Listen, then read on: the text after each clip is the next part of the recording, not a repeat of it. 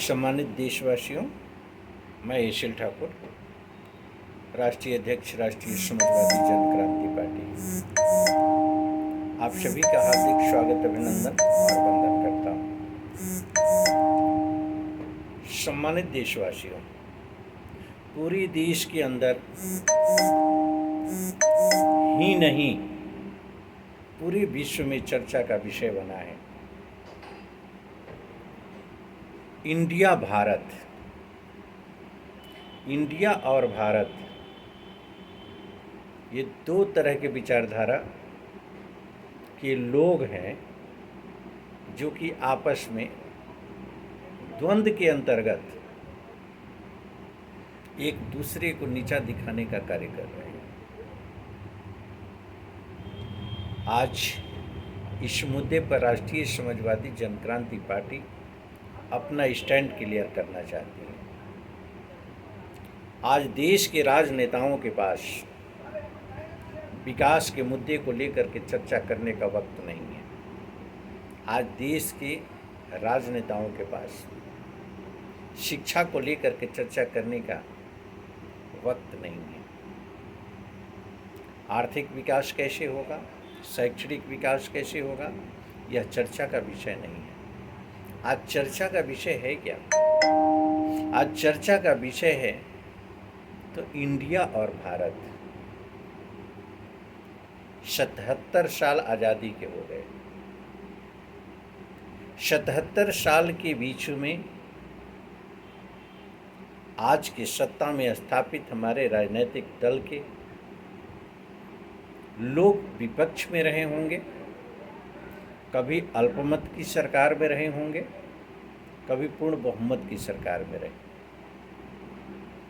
मैं ये पूछना चाहता हूँ कि आज इंडिया और भारत की चर्चा क्यों, इसी विवाद का विषय क्यों बनाया गया?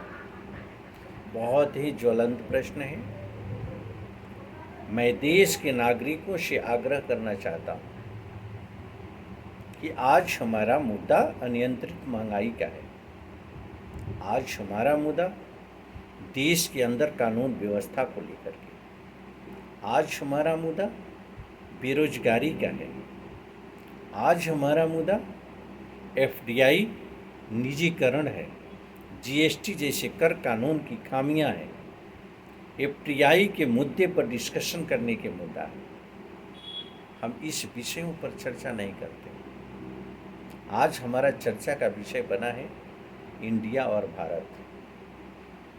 क्या हमारा नुकसान हो गया? अगर संविधान में इंडिया और भारत दोनों को स्थान दे दिया गया तो इसमें हमारा नुकसान कहाँ है, किस रूप में है?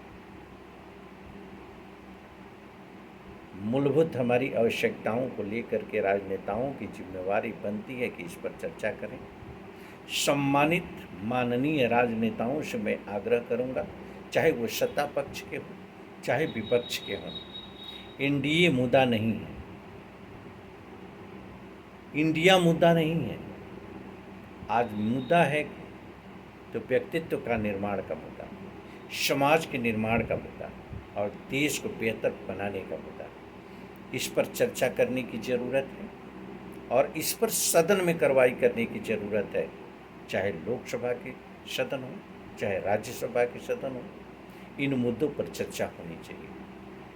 अगर प्रश्न उठते हैं भ्रष्टाचार को लेकर के, अगर प्रश्न उठते हैं अन्याय को लेकर के, अगर प्रश्न उठते हैं संविधान और कानून के उल्लंघन को लेकर के, तर्क संगत बातों के अंतर्गत प्रमाणित आधारों पर सरकार को इस मुद्दे पर जवाब देना चाहिए और संतुष्ट करने का प्रयास करना चाहिए।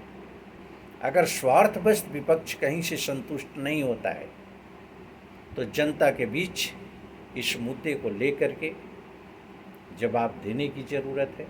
आज जनता अनाड़ी नहीं है।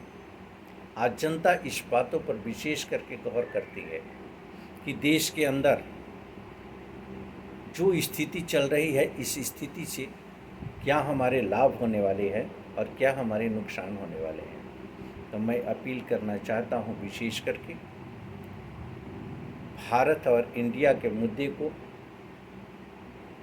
तुलना देते हुए यथावत स्थिति बनाते हुए संविधान से किसी भी तरह की कोई अभी छेड़छाड़ करने की ज़रूरत नहीं है, क्योंकि मैं दावे के साथ कर सकता हूँ कि संविधान द्वारा प्रदत्त शक्ति मौलिक अधिकार का अगर ईमानदारी से संरक्षण कर दिया जाए तो देश की 90% भ्रष्टाचार ऑटोमेटिक खत्म हो जाएगा।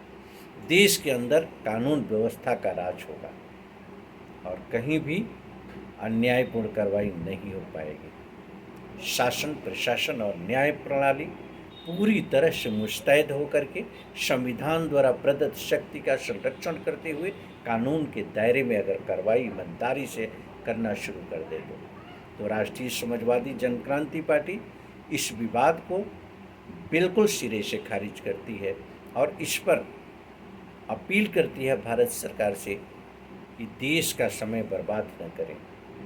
हमें विश्व स्तर पर स्टैंड अगर करना है तो व्यक्तित्व के निर्माण को लेकर के, समाज के निर्माण को लेकर के हमें एक एक दिन, एक एक घंटे, एक एक महीने, एक एक वर्ष का कैलकुलेशन हमें करना होगा और आत्मसमीक्षा हमें करना होगा कि हमने किया क्या जिससे कि देश हमारा तरक्की करें।